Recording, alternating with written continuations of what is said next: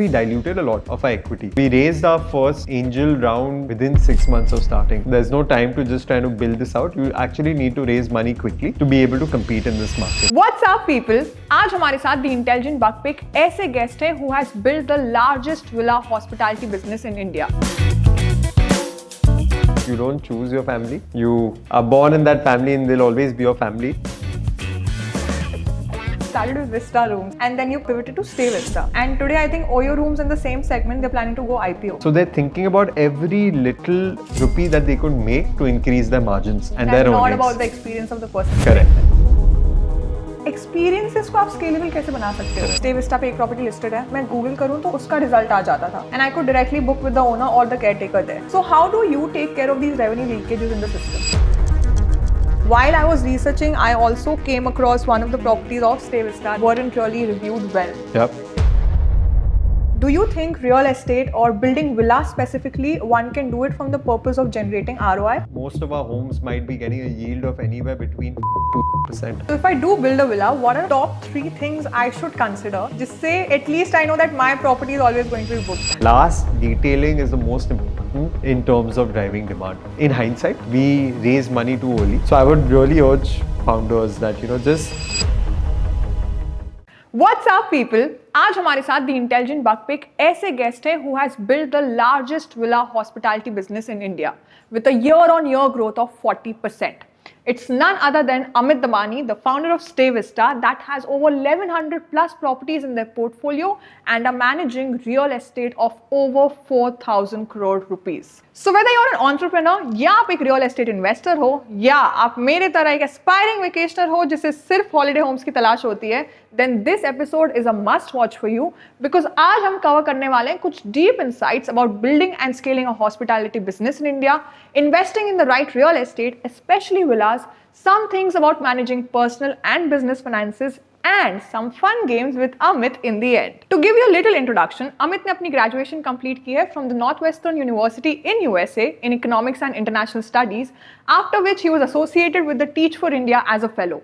And इसके बाद उन्होंने Chinese and German ministries के साथ भी काम किया है and also with the World Bank on certain socio-economic development projects. After all of this, he finally returned to India and started Stay Vista in 2015 with his other 2 co-founders and has already clocked a revenue of 150 crores in financial year 24. Now enough from me, let's hear it from the man himself. So Amit, before we start, I actually wanted to say this year I visited with my family. This was the first proper family trip we took, and it was a 4-day trip to outskirts of Maharashtra. There was Lonavala, Mahabaleshwar, Mathiran, all of these places. And for the first time ever, मैं खुद बैठ के villas search कर रही थी. And I think I also booked one of the Stay Vista villas. We happened to, I think over 4 days we had 2 villas for us, and one of them was Stay Vista. So जब मैं actually property पे गई थी, being a CA, मेरे दिमाग में इतने सारे questions आ रहे थे. I'm like, how is this happening? How is that happening? ये ऐसे कैसे हो रहा है? Or there are certain points of revenue leakage. मतलब यार, I really want to get into the depth of it. And today that I'm hosting you, I think we're going to have a lot of learnings. So before we get started, my first question to you officially would be that when I was reading about you, I realized you were, not really into business from the start. You work with multiple governments. You've even taught for, I think, Teach for India. Yep. So how did entrepreneurship come into picture? आपने entrepreneurship choose किया या फिर entrepreneurship chose you? Great question. I think it's like your family, right? You don't choose your family. You are born in that family and they'll always be your family. And that environment defined whether entrepreneurship chose me or I chose entrepreneurship. क्योंकि घर पे honestly सिर्फ 2 चीज़ के बारे में बात होती है. It's either, and it's all related to equity, right? Okay. It's either investing in companies or building companies. Okay. Those are 2 things that are constantly spoken about. Because the family background has been in investing in the stock market, public markets for the last 35 years. Oh. And say, other than my dad, say my grandfather as well, it's constantly been about building new businesses. So they would have gone through so many trials and tribulations, tried starting over 8-10 businesses across India, and finally something would have clicked for them. So I think that's been a journey. So ulta, working in a job is thought about as a more risky thing to do at home versus starting your own business. So that's just been the environment, and because of that, entrepreneurship has always been a path for me. Obviously, wanted to build my skill sets and do something on ground. At least for me personally, there were only two routes that I saw that I wanted to take. Either it's starting up or service for the nation. Since a child. So I think, Teach for India was a way in which I wanted to ensure that I do something for society. And most people think of it as something you'll do when you retire, when you made enough money, then you'll do it. I thought about it the contrarian way of flipping it and doing something right after college. So I spent 2 years as a Teach for India fellow teaching in Dharavi for 2 years, completed that fellowship, and I spent a couple of years in strategy consulting. Again, it was focused on socio-economic development issues. So we worked with governments such as I worked with the Chinese government. I worked in India. I worked with a lot of large institutions like World Bank. So a lot of learnings there, but entrepreneurship was always the path I knew I will pursue at some point. Interesting. So what are those learnings that, helped in entrepreneurship? Like today, many people, like even when I wanted to start a business, I was like, अच्छा बस पढ़ाई खत्म करो और business start कर दो. But I am also very glad that मैंने पहले job किया, काफी चीजें सीखी. So for you, ऐसा कौन सा learning aspect है that, because that you're happy कि आपने पहले job किया, you worked for government entities and then you started business? Yeah. So if I speak about both my experiences, Teach for India for me was an MBA crash course.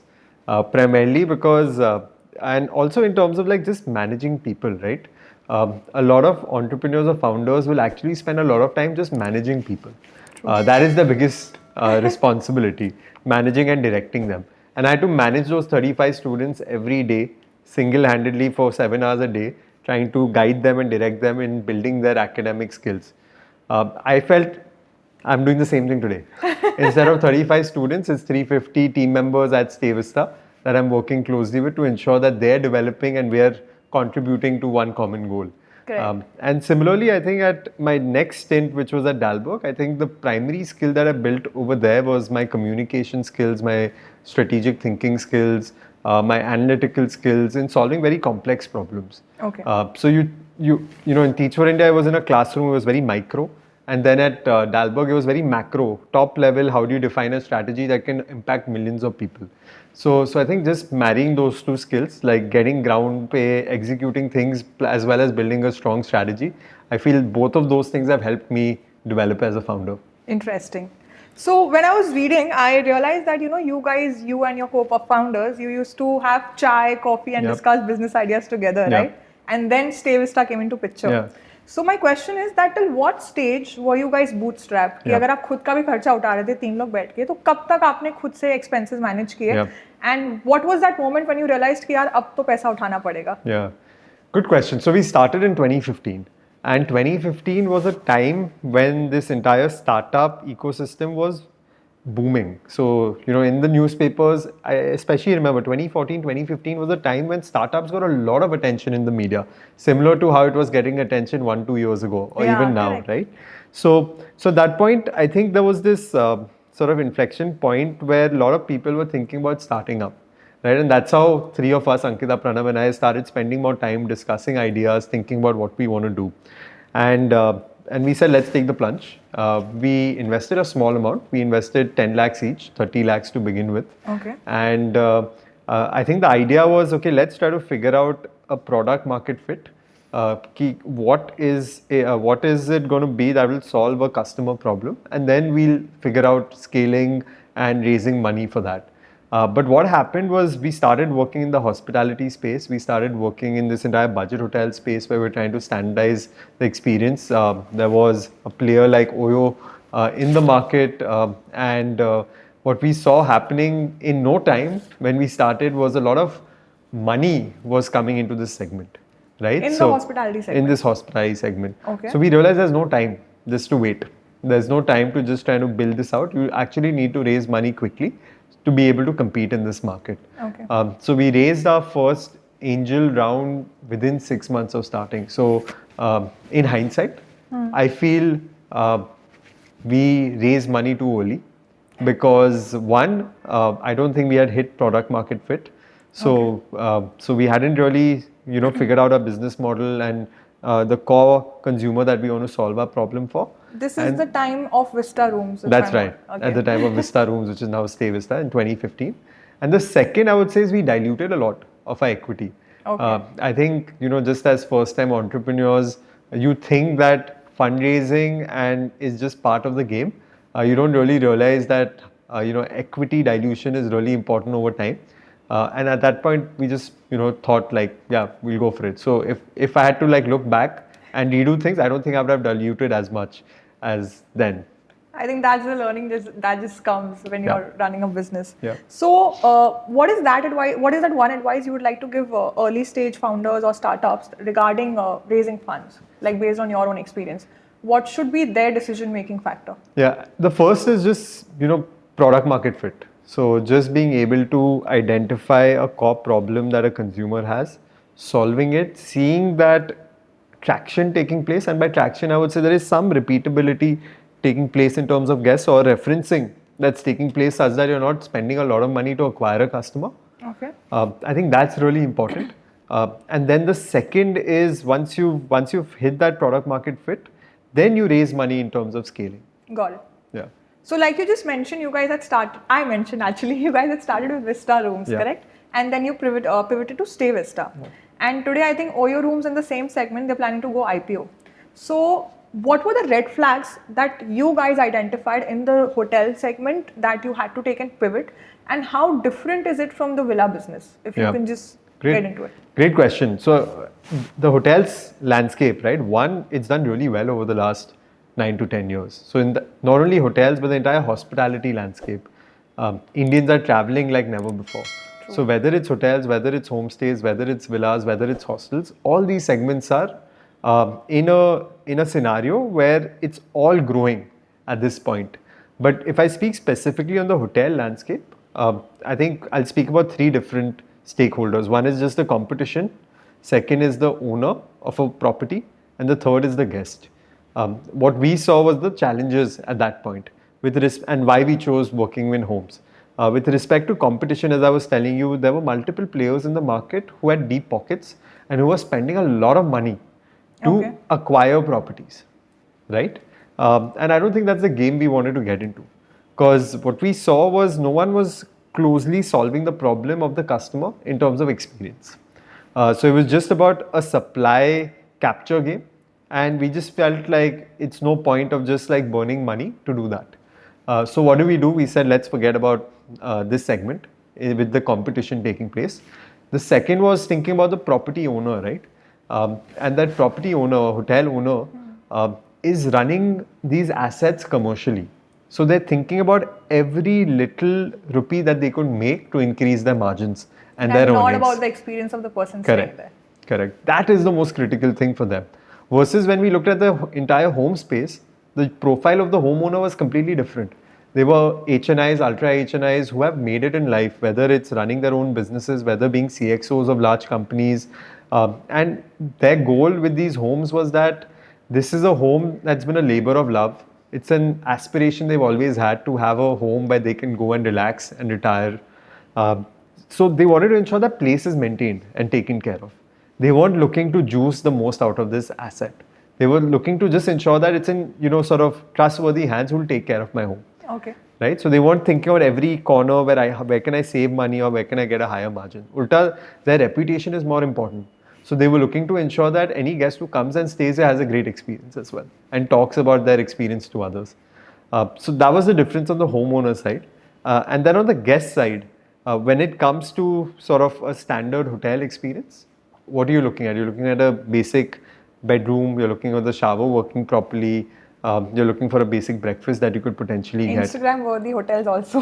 Yeah, for today. yeah. But that segment, I think Yeah. that segment that we were working in at that point, we felt that was the base that people were looking for. And unfortunately or fortunately, three of us always wanted to create an experiential brand. And when it comes to homes, I think it's a completely different story, right? When you're going as a family, when you're going as a friend, just spending such quality time together, there's so many things you can do in that property, whether it's, just playing in the garden, being in the pool, just hanging out in that common area and catching up after so long.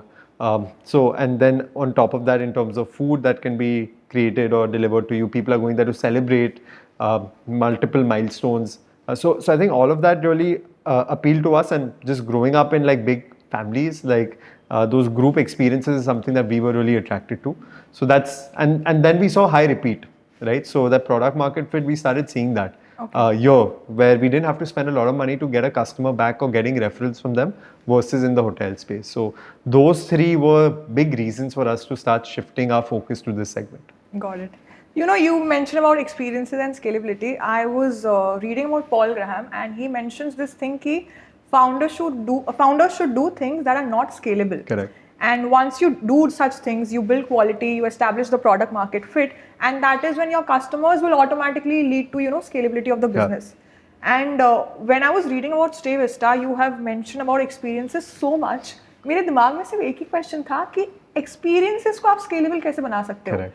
Especially, you know, when it is so it is so human, so much human involvement is there. Yeah. Like, how do you ensure that there is uniformity in experience all over India, that too at different price points? Yeah. I would really love some insights. Yeah, I feel that'll be a constant battle that we have to fight and figure how do we keep, doing two things. One is standardizing experiences, but also personalizing experiences. Correct. So what does that mean? Like certain things will have to be standardized, but certain things have to feel like it's authentic. It has to feel like it's something you connect with rather than a standard thing.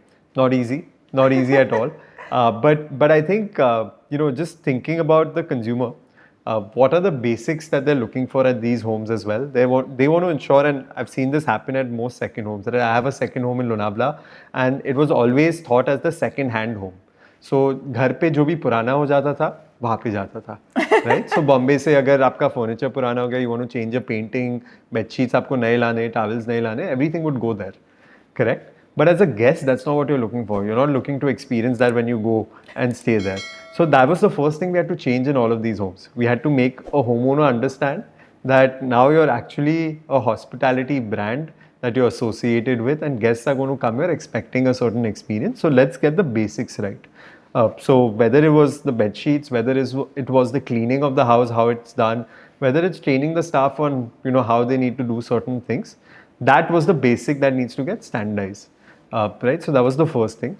The second thing was, in terms of personalization, we need to differentiate between what does a housekeeping staff do or what does a experienced concierge team do. Okay. Right? So the staff on the property generally will be your housekeeping staff who need to take care of the basics at the property. So there we have to keep focusing on standards. And then our concierge team has to keep focusing on, okay, what is the guest going there for? What is it that they would like to do over there? Are they looking to step out? Are they looking for something in the house? So both of these teams have to work very well to ensure that there's standardization and then there's personalization. Correct. I don't think it's something that can't be done, but just the challenge is different because it's not one hotel with 300 rooms and 300 team members over there versus that being across say 100 properties in a location. So it's a different challenge, but as long as you're focusing on figuring out what needs to be standardized and what needs to be personalized, you'll solve it. So is it like a mix of SOPs and training procedures or absolutely. what? Yeah, absolutely. So I think first is, you have to incentivize the team in the right way. And then obviously your standards and culture is very important. From a SOP or standards and culture point of view, that every property has to go through training. And by property, I mean the staff who's on site goes through multiple days of training before we launch the property. There's ongoing training that takes place for them on a regular basis. So that is just a continuous cycle that will keep taking place, right? And then the second I would say is that if you think of the property staff and what is a big incentive in the home space is that all of them get significant tips when guests check out, right? So that given by the guest. Given by the guest. So those tips can be anything between 20 to 40% of their salaries monthly. So that's a big reason why they actually enjoy having guests coming there and staying there. Because from a financial point of view, it's a big upside that they get by suddenly having guests coming and staying at these homes. True. I think now that you mention of it, we realize I was always, usually when I go to restaurants, I'm not a fan of giving tips because I never understood the concept. Yeah. But this year when I had stayed in the villa and me and my family were so happy, and especially, दोस्तों के साथ एक अलग होता है कि आप कुछ भी adjust कर लोगे, थोड़ा सा comfort नहीं है या whatever is there, you're okay with it. Yeah. But when you go out with your family, safety is so much important. Quality of life is so much important. The kind of way the staff is behaving is so important. and I also had 2 kids at that time, and my parents also, you know, they are aged. So जब हम रहे 2 दिन और जब हम निकल रहे थे, we were all so happy that my nephews, they themselves, they had these packet of chips, chocolate, you know, all the junk food that was left over. They're barely 4 and 10 years old, and they're like, "Masi, आप उनको दे दो." So those kids also, the experience mattered so much. Absolutely. And I think then that is. And वो hotels में नहीं होता, right? You don't end up doing all of this for the staff at a hotel, but at a home it always happens. True.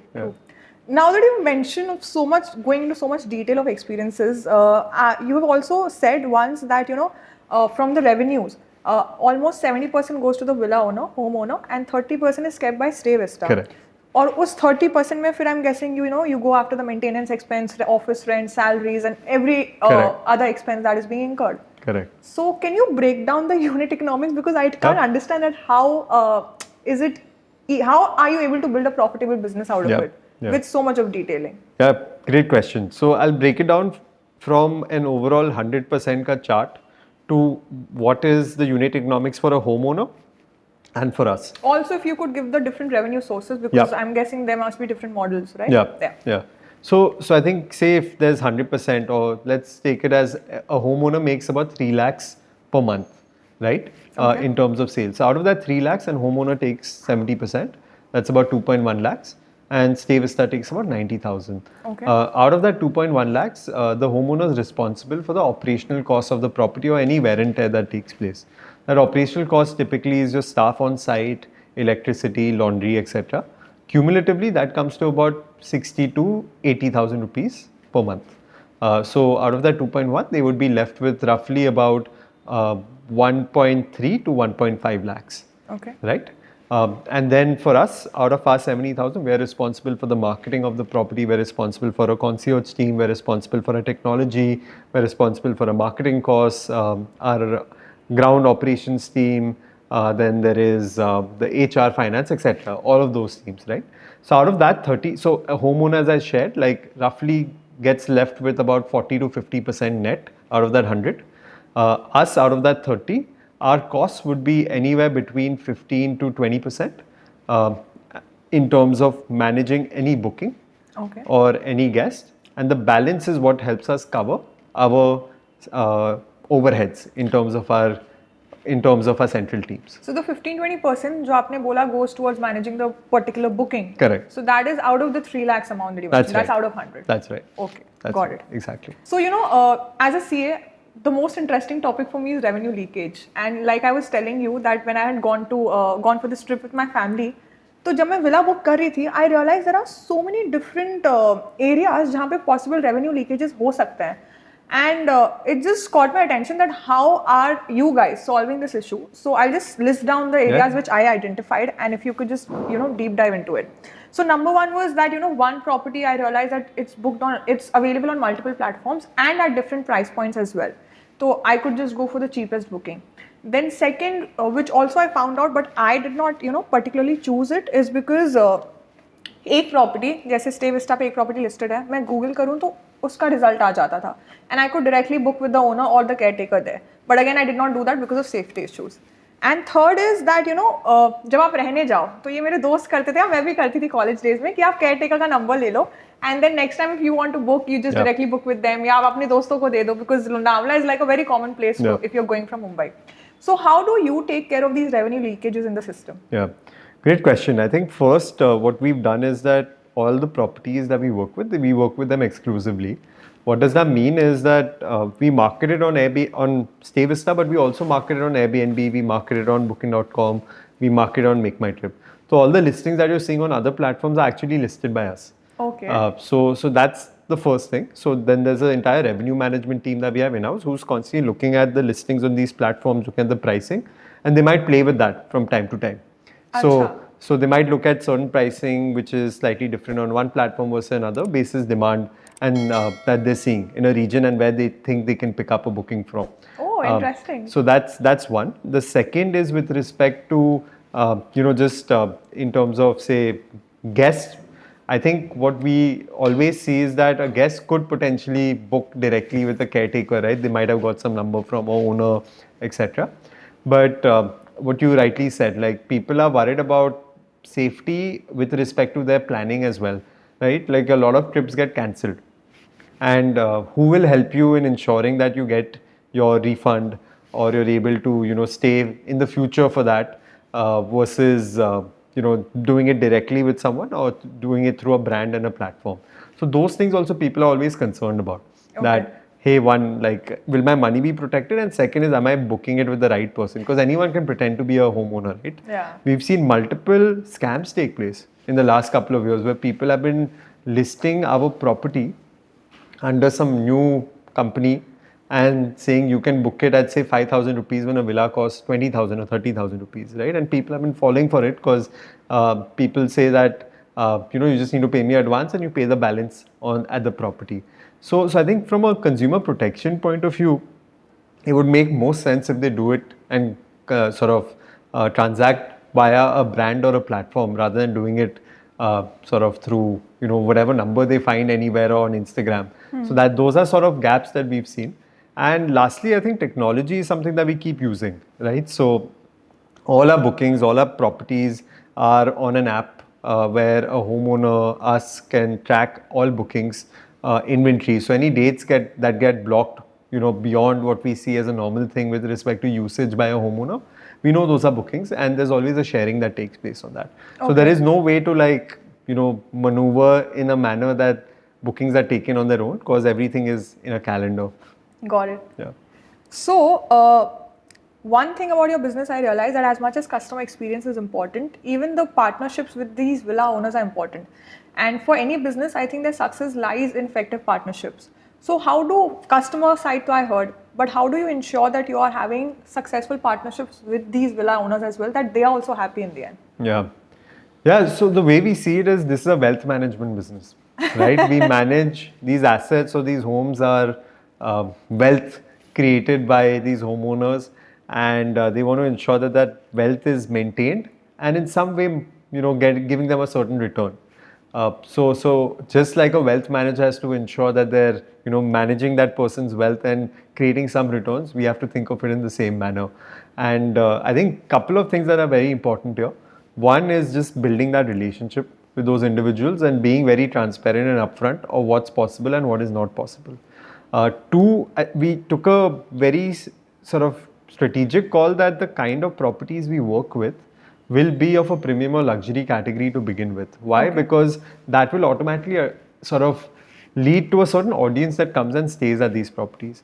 Why is that important? Because every homeowner wants to ensure that property is protected and taken care of. They don't want to just sweat that asset and have it being used for parties and people coming there and trashing it in any way.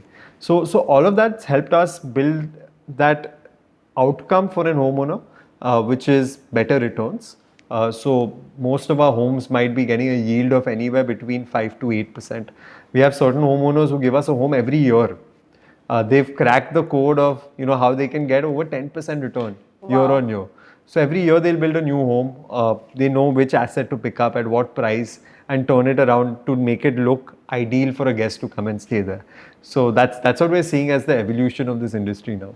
Okay. Yeah. So, in the initial days, you guys would go personally and talk to villa owners and then get the villas onboarded. Does that happen even now? Yeah, absolutely. I think all three of us, most of our time still goes in, meeting these homeowners, understanding their stories, their journeys, and then getting them on board. So that's always going to be something that we will be close to, and we love doing that. So what is that one insight that आप लोग को इन villa owners से बात करके मिला, which you would not have realized in glass door cabins? Yeah, so very simple thing, right? In hotels and in businesses, you always think about division of labor and specialization of labor. So you'll think this person will only do this task. This person will only do this task. So someone will do housekeeping, someone else will cook, someone else will do service for a guest, someone else will do gardening, someone else will do the pool cleaning, etc. But that doesn't work in a home. Just like it doesn't work in a small startup that you start. You have to do everything, correct? And I think that was our biggest learning, even interacting with these homeowners. They might have a 4 or 5 bedroom house and they'll have only 2-3 staff very efficiently managing the entire place and doing everything for the place.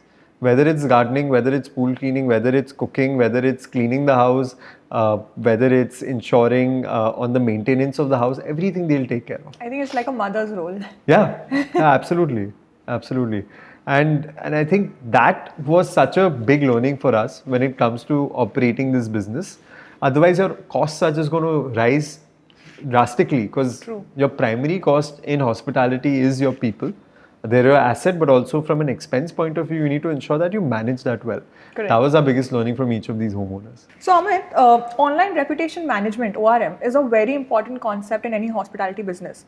Like especially for hotel bookings or villa bookings, whenever we are going about a booking, we always see what the reviews about the property already are. And काफ़ी बार ऐसा भी होता है कि एक villa बहुत अच्छा है, बहुत सस्ते में, but हम नहीं book कर रहे because no reviews are available, you know. And like there are positives, there are negatives also. People happen to hate certain properties or the experience is pretty bad. And while I was researching, I also came across one of the properties of Stay Vista that, you know, weren't really reviewed well. Yep. So this is about it. So I wanted to understand from you that आप लोग as a team, what do you guys do about these negative reviews? Like, are there different levels जिस पे आप different actions लेते हो? And is there something or some reason जहाँ पे आप property delist भी कर देते हो that, you know, we will not be working with you? So how do you go about that? Yeah. So I think, you know, reputation and reviews specifically is sort of the core of hospitality. And the entire business is built on great guest experience, which translates into reviews, right? And we take it really seriously. We give it a lot of importance, and every team member is incentivized to get a review. Not a good review or a bad review, but get a review. It can be either way. Okay. Because we want to ensure that every guest gives us a review so that we can keep working on it, right? We collect over 70% of reviews. So 70% of our guests give us a review, Okay. which is great. Like I think in the industry, you won't typically get beyond 30-40%. So we really prioritize it. And that's really helped us to dig deeper into what we need to solve on ground in terms of guest experience. What we saw was that, you know, today we have over 19,000 reviews now that we've Wow. collected on Google. And this is all because we just give it that much importance. The average rating on Google today is over 4.7. So in that sense, I think there will be negative reviews, but we've always seen the percentage of positive reviews outweighs that. And so I think there, you know, sometimes it might feel like on certain platforms or like a certain property has negative reviews, but when we look at the entire picture, then we take a call on what needs to be done. Okay. So overall, we've had you know 4.7 rating and like the number of reviews we gathered. I think no one else in the hospitality industry would have done that. In terms of you know negative reviews, it would be about 5% of our stays, and it's something that we keep trying to work on to get it below 3%. And I think we'd be you know sort of working further and further to make that happen. Now, what do we do if a certain property has constant negative reviews taking place? Multiple things. We have a rule called strike. So if a property has 3 negative reviews in 2 months, then that property has to be paused. Those things have to be fixed before we can start giving it out to guests. Okay. So that's one. But if it's repeated even after that, there are calls where we stop working with those properties as well because they're not adhering to our standards. So we don't shy away from doing that, and that is a constant cycle that takes place if a property is not able to deliver either because of maintenance issues or service issues at the property. Got it. Interesting. You just mentioned, you know, a while ago that some property owners have really found out the trick and they are able to generate almost 10% yield on real estate. And there is this huge debate online on buy versus rent. Yeah. If you follow certain finance influencers, you would know. And also the audience reaction on it is very massive. Yeah. So, and also, you know, recently there was this influencer, I think Parul Gulati. She is also an entrepreneur, and she had also mentioned on one of the podcasts that she has bought a home in Goa and she's Right. got it from the purpose of investment. Correct. But unfortunately, she was also trolled for it. So my question to you is that do you think real estate or building villas specifically, one can do it from the purpose of generating ROI? And whether yes or no, today if I am building a villa, and most probably I'll be doing it just for, you know, my stay, personal stay, and not for renting it out. But if I do happen to rent it out, or if I do happen to give it to Stay Vista, what is the ROI that a villa owner can expect from a real estate specifically for villas? Yeah. The real estate returns can vary from 5 to 8% on average Okay. in terms of yield, right? Which is double of what you will typically get in residential real estate. So residential real estate, you might get 2 to 3%. But if you invest in villas, you might get 5 to 8% in terms of returns. But what's very important for that is at what value do you purchase that asset? Correct. Right? And there, I think just to give a approximate number that we see works really well is if someone is investing between 2 to 3 CR to either buy a land and build on it or buy an existing property, that is where you'll be able to get a return of 6 to 8%. Got We know certain homeowners, as I told you, who've been able to do this in 1 to 2 CR who have a incredible return that they're making. So I think what price do you buy these assets at is very important. Got it. So you're also including the capital appreciation in this? No. No. No capital appreciation. That is different. Correct. So if I include capital appreciation, the returns will be at least 15%. So I can then probably think of building a holiday home and giving it to Stavistar. Yeah, absolutely. We'd love to have more homeowners not only buy one, but like multiple villas over time. Actually, on that note, even in this year's government budget, the government has allocated almost 2,500 crores towards domestic travel and tourism. And that's almost a 47% increase from the last year. So, like it is clear, tourism and travel is growing a lot in India. But then there is this philosophy or there is this thing of demand versus supply. Today there is a lot of demand for travel and tourism. But what we often see, या फिर जो Ola Uber के case में भी हुआ था, you know, that when the guys had first launched, there's a lot of demand, supply was less, and many people started, you know, coming up as drivers to earn that side income or to, you know, support their family. But eventually supply इतना ज़्यादा हो गया कि drivers की income ही कम हो गई. Correct. So I want to understand from you, like today, if I want to, you know, if I want to, you know, build a villa, what are the hot places that I should think of, जहाँ पे supply अभी भी नहीं establish हुई है अच्छी, but demand is pretty hot. So which areas do you think we should consider for building villas from the purpose of generating ROI? Yeah. So we categorize our markets into two different themes. One is holiday market and the other is getaway market. Now you could build in each one of these markets basis what is your interest. So getaway market is where you can drive to a location within 2 to 5 hours from the city you live in. So from Bombay, Delhi, Bangalore, 2 to 5 hour drives, where would people go? So from Bombay, it'll typically be Lonavala, Alibag, Karjat, Nasik, Mahabaleshwar. From Bangalore, people will go to Coorg, people will go to Chikmagalur, people will go to Ooty. So those are locations that people go for getaways. And then from Delhi, they'll go to Kasauli, they'll go to Mussoorie. So those become your getaway markets that people will be ready to go and get away to it every weekend. Okay, and a holiday market is something which is far away. Like for me, in Bombay, it could be a destination like Manali. Precisely. Okay. Precisely. Even for Delhi people, Manali is still a 14-hour drive. So Manali, Dharamshala, Goa is the biggest holiday market of India. Then in Kerala, Alleppey, Munnar, those are all holiday markets. And what we see in holiday markets is that during holiday season, it's jam-packed. And during non-holiday markets, things slow down a little bit. Okay. So I think in both markets, you can do well, right? But it's important that one, what is your interest in terms of your utilization of the property? Because most people will buy a home because they'll want to use it at least for like 5 to 6 weekends in a year. They'll go there. So once in 2 months, they'll make a trip out of it. The second is the investment cost. I think, as I was sharing with you, if someone is able to get an asset in 2 to 3 CR, that in any of these locations will get you the ROI you're looking for. Okay. Including the capital appreciation, I think... yes. With capital appreciation, it's 15% plus that you would make. Interesting. Yeah. But all of these markets. So now you just got to figure out, are you able to get a decent property in 2 to 3 CR, which is well designed in these locations. So in some markets today, it's tougher. For example, in Alibag, the prices have gone up so much, you'll find it tough to buy there. But you could still get something in Karjat. So there are markets all across India that you could get an asset. So if I want to think of building a villa, I think the easiest way, according to you, would be like, you know, find a villa that you can build in 2 to 3 crores, including the land and the building cost. Precisely. Precisely. Okay. Interesting. Yeah. So if I do, and you don't need a lot of land. You don't need a lot of land. Okay. You know, what's the typical area that I should look for? So, you know, in terms of land, you don't need more than 12 to 15,000 square feet of land that you need to build a structure of about 4,000 odd square feet. Got it. Interesting. So if I do build a villa, what are the top 3 things I should consider? Just say, at least I know that my property is always going to be booked. Most important is design. I think generally what we've seen is some homeowners spend so much in building the structure, but when it comes to the interiors of the property, it's always at a later stage. So you think about, oh, I've already gone a little out of budget, or I don't want to spend more. But that last detailing is the most important in terms of driving demand.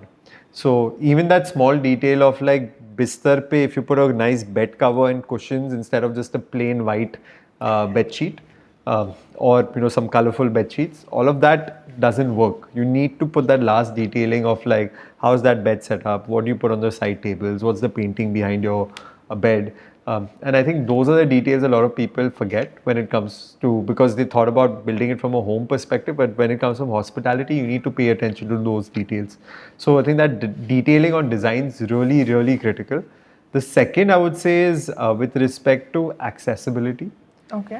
So what I mean by that is if it's a home, even if it's in Lonavala or Karjat, but if the last stretch of getting to that house is extremely difficult, where it's broken roads and it's not in concrete, it sounds exciting. Maybe there will be certain adventurous people who want to go there, but if you want to get a consistent ROI on it, you want to ensure that accessibility to the house is there.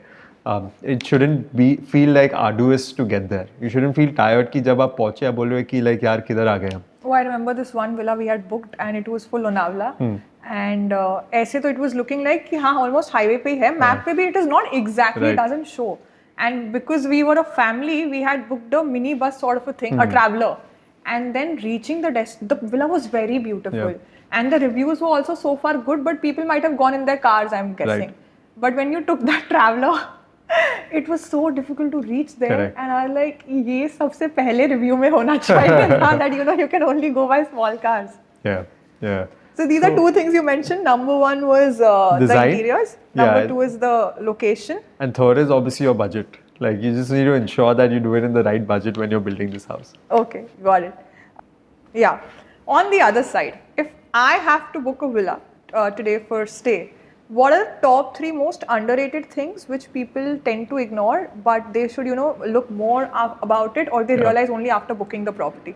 Yeah, great question. And I wish most of our guests read what's written. Generally, what happens is that photos is what attracts someone to come and stay at the property, right? So they'll see the photos and take a decision before reading and understanding all details of a place. For example, location, as we were speaking about.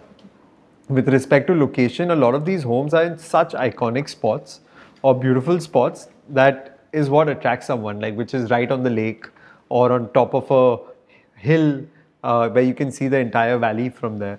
But some people don't realize that getting there could be a challenge. So understanding the last detailing of like, the last 2 kilometers might be a rough road, or some places are, you have to climb 20-30 steps to get there. So if you have senior citizens, it might be difficult for them to do so. So I think that detailing is very important, that I wish every guest would just pay attention to and read. And you mention all these on your Yeah, website. we Wow. do. So there's like a section called Home Truths, just to ensure that people realize these bits, which again, in a hotel, you don't have to really do it, but in a home, every home is different. True. So it's important that people understand where they're going.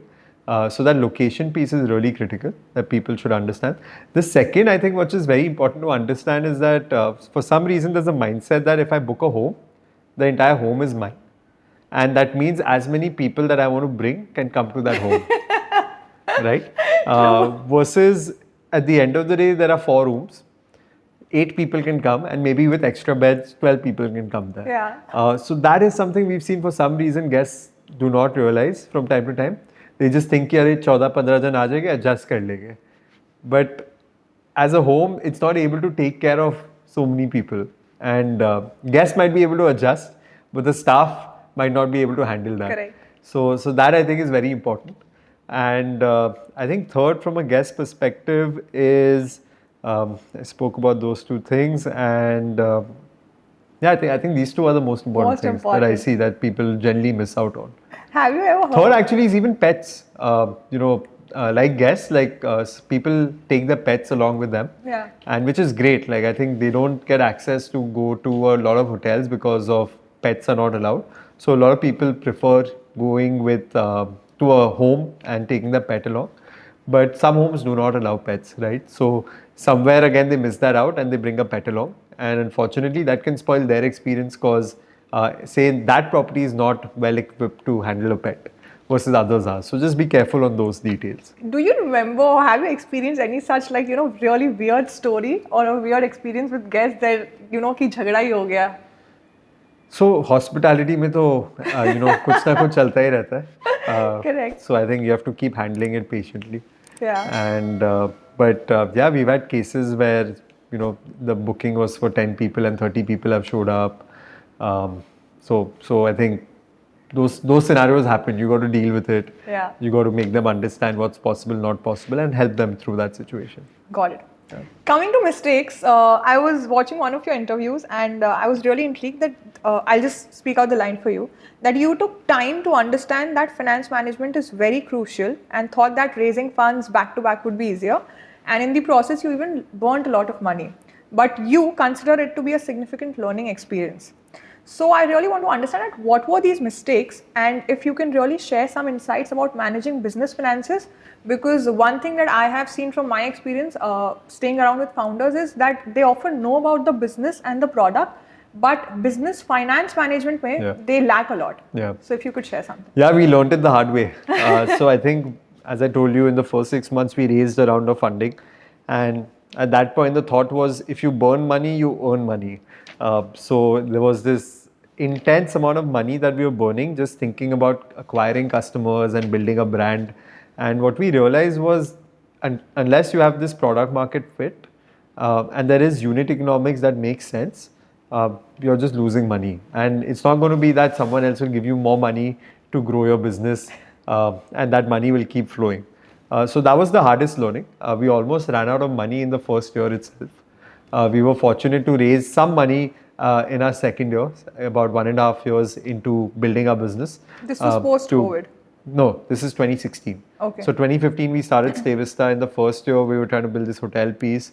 In 2016 we raised a little more money so that we could actually survive and crack what we want to do. But if we wouldn't have raised that round, we would have shut down at that point. Similar scenario would have happened because of COVID, of how it impacted travel and shut everything down. But so our learning from that 2016 phase was that unit economics needs to make sense. You need to crack your product market fit. Only then you should be spending more. So from 2016 to 2020, honestly, we were more or less sustainable. We were running it profitably.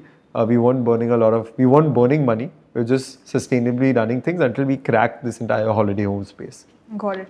So I would really urge founders that, just don't rush into thinking that you've raised money, you'll spend it, someone else will give you money.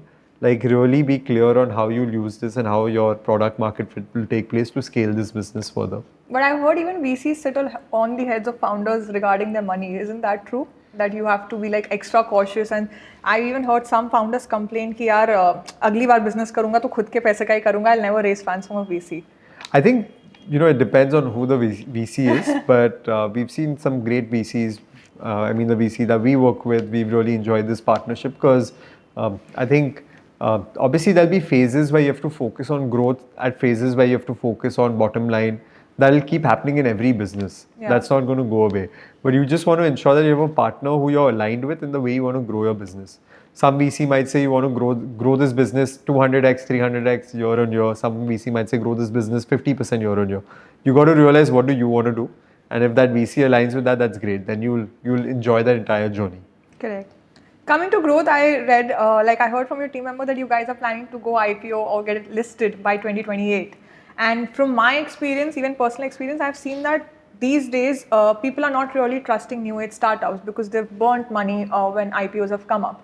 So how are you as a company ensuring that when you reach that stage, we as investors, retail investors, would be willing to put our money?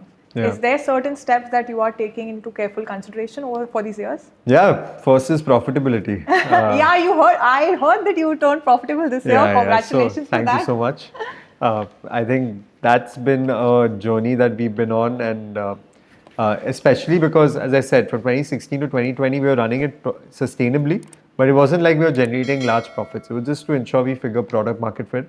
But now we're in that journey of ensuring that we run this as a highly profitable business. And that's something we've been able to do over the last 5 months, and we'll continue building on that. I think that's really important as a business. And then as a responsibility of the business, other than profits for investors, it's delivering a great experience to customers. So if we're able to do both of those for investors and a consumer, I think we'll be sort of on very strong footing to do an IPO. Got it. In terms of hospitality, like, do you see any trends from the West that may come to India soon, or India actually needs it at the moment? I look at it the other way. I think there's so many things from India that will now go abroad in terms of... Please describe that to me. In terms of just not only hospitality, but all industries, right? What's happening with quick commerce in India, you will see a lot of that now getting replicated abroad. And even if you look at hospitality, with respect to our segment, with respect to budget hotel segment, so much is being taken abroad, which didn't exist earlier. Say if I speak about what we do in terms of villa hospitality, there weren't brands like us existing globally. There were management companies which managed your villa, right? And वो बोले कि हम संभाल लेंगे आपकी property और marketing कर लेंगे, but there was no brand saying I will do XYZ for you. So as a management company, I just ensured that आपकी property की देखभाल कर लेंगे and basis whatever you have in that property. Yeah. But now what we've done with respect to building a hospitality brand for villas, which didn't exist in India, even globally, people have been very focused on either it's hotels or service apartments, but there was nothing for villas. So this segment I see globally is going to expand further as well. Do you have plans of going global? Yeah, absolutely. I think we want to be where Indians travel, right? We want to be the home away from home for Indian travelers, because Indians love to travel in groups. So अगर आप group में जा रहे हो, you'll now constantly keep thinking about let's go stay in a villa together. Hotels mein, we'll just go into our own rooms. You won't have your own privacy. You won't have your living room where you can just sit back and relax together, sit till like 2-3 o'clock. No one's kicking you out of the restaurant. Those scenarios don't come up where then you have to sit in a room and like all of you are like crowded in one place. So I think there's so many advantages when you go as a group to stay at a home. And that experience, whenever people are a group, which is, to us is any group which is 4 to 30 people, they'll start thinking about staying at a villa in particular. So that's a piece that we'll keep building on, not only domestically but internationally as well over time. Got it. One last question for this round. What is your advice to someone who wants to win big in the service and hospitality business in India? Any one principle that they should abide by? I think... even if it's, like today I would just want to go and build a separate individual villa and just rent it out on my own. So what is that one little detail that or principle we should abide by? It's the details.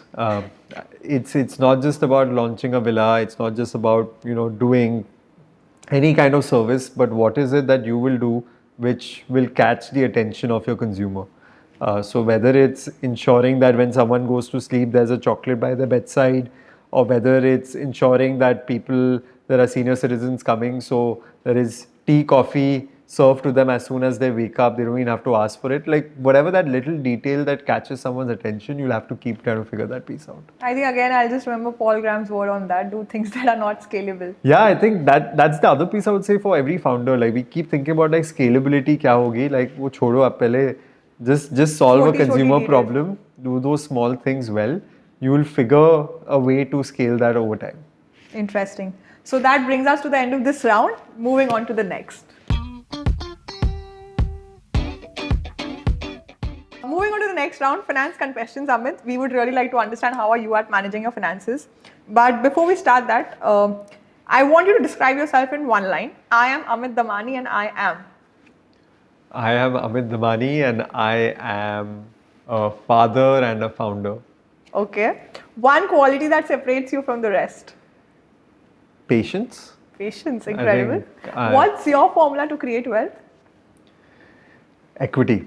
Equity. Yeah. So it's, as I said, like in the family, it's always been either investing in equities or building your company, which is owning equity of your company. So either way.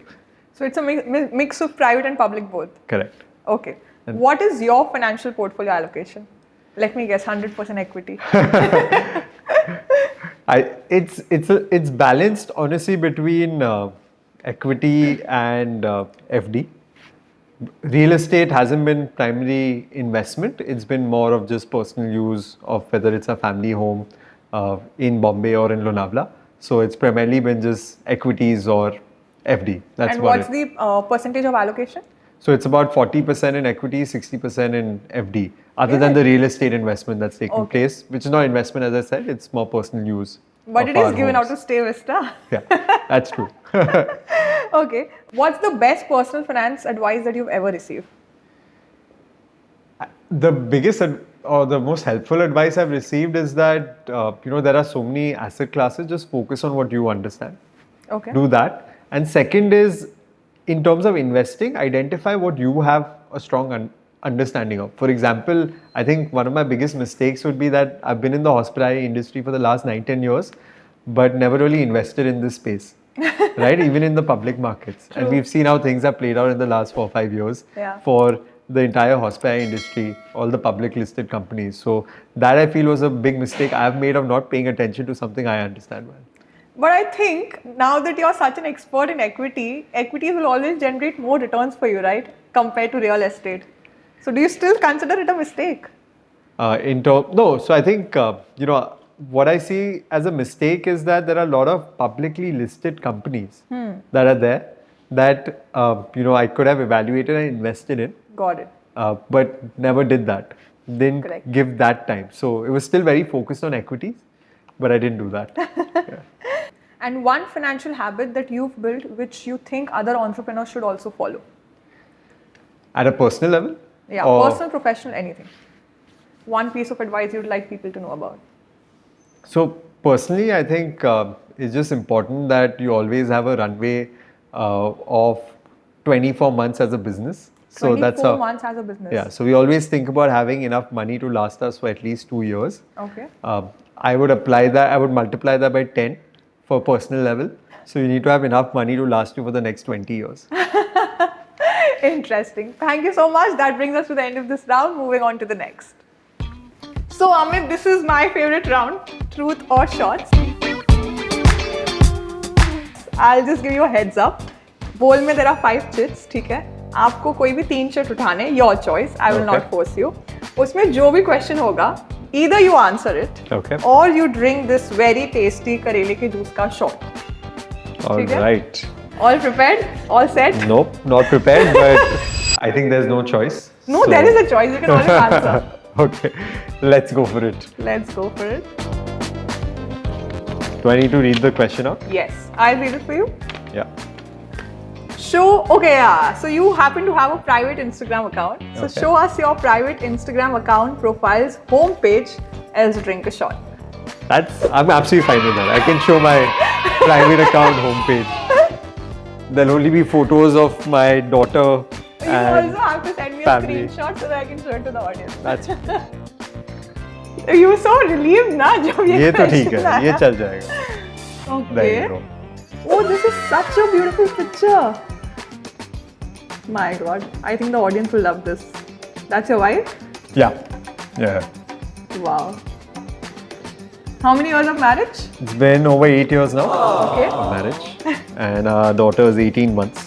Wow. So yeah, it's been no problem. I can show So it we'll off. need a screenshot of that. No problem. Done. Let's move on to the next. Oof, which बच I- गए. This was the easiest question, I'm by glad. the way. Next, your choice. I want to hope that this is an easy one as well. Here you go. I think you'll have to pick up the shot. Already? Pick it up? If you could replace one co-founder at Stay Vista, who would it be, Ankita or Pranav? Never. I would replace myself.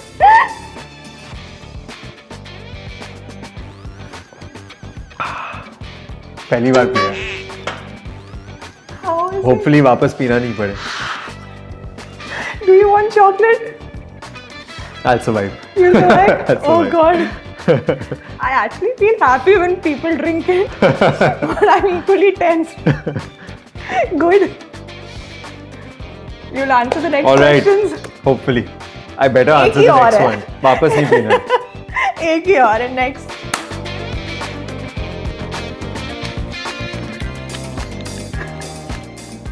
You actually turned red on him. I told you. This I don't know if you're gonna answer. Name one competitor you think provides better experiences than Stay Vista. Definitely drinking.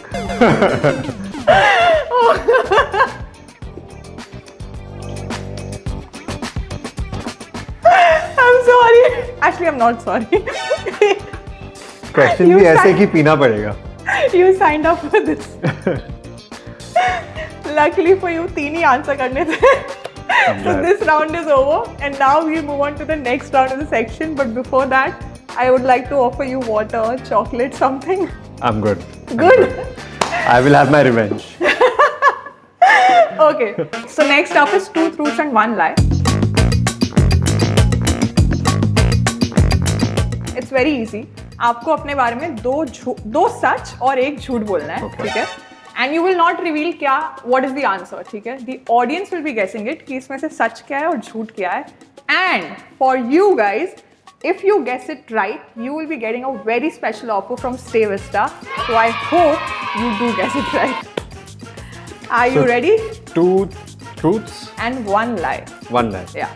We do not know what is what. Okay. All right. I enjoy spicy food. Okay. I have been to Afghanistan, and I can sleep standing. You can sleep standing. कहीं भी सो सकता हूँ. I think ये तो झूठ है. ठीक है. ये म्यूट कर देना. मैं गेस कर रही हूँ फिलहाल answer. You tell me if I'm right.